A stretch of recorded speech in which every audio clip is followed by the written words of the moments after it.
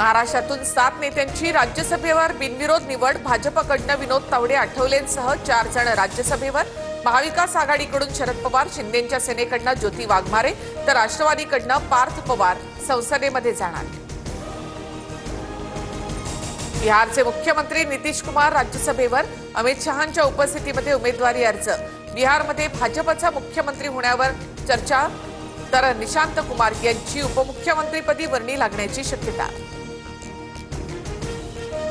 सुनेत्रा पवार आणि पार्थ पवार पंतप्रधान मोदींची भेट घेणार। रोहित पवारांच्या भूमिकेला पाठिंबा देत अपघाताच्या सखोल चौकशीची मागणी करणार, सूत्रांची माहिती। अजित पवारांच्या घातपाताचा संशय। देवगिरी बंगल्यावर रात्री 20 ते 25 आमदारांची सुनेत्रा पवारांसोबत चर्चा। डीजीसीएच्या अहवालाबाबत शंका व्यक्त।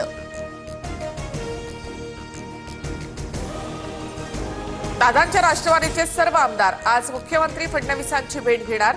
तपासाच्या प्राथमिक अहवालावर नाराजी व्यक्त करत सखोल चौकशीची मागणी करणार, सुनील तटकरे यांची माहिती।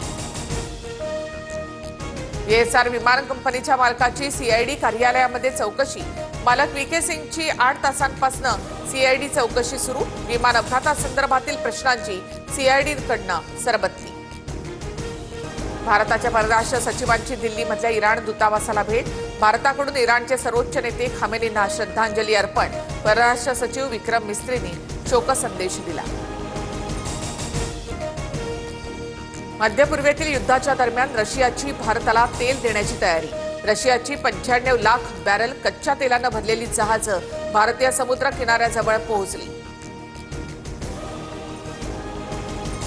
धर्मांतर विरोधी कायद्याला राज्य मंत्रिमंडळाची मंजुरी। दोषी व्यक्ती किंवा संस्थेच्या विरोधात अजामीनपात्र गुन्हा दाखल होणार। लवकरच विधान भवनामध्ये कायदा पारित होणार। 30 जूनपूर्वी शेतकरी कर्जमाफीबाबत निर्णय जाहीर करणार। मुख्यमंत्री फडणवीस, शिंदे आणि सुनेत्रा पवार निर्णय घेतील। कृषी मंत्री दत्तात्रय भरणे यांची माहिती। मुंबई विजयदुर्ग रोरो जलवाहतुकीच्या बोटीला दुसऱ्या बोटीची धडक। 4 छिद्र पडल्यामुळे प्रवाशांचे सर्व बुकिंग रद्द। विजयदुर्ग बंदरात M2M बोटीच्या दुरुस्तीचं काम सुरू। सेमीफायनलचं तिकीट मिळवण्यासाठी टीम इंडिया सज्ज। टॉस जिंकून इंग्लंडचा गोलंदाजीचा निर्णय। भारत प्रथम फलंदाजी करणार। मुंबईमध्ये वानखेडे स्टेडियमवर थोड्याच वेळामध्ये महामुकाबला।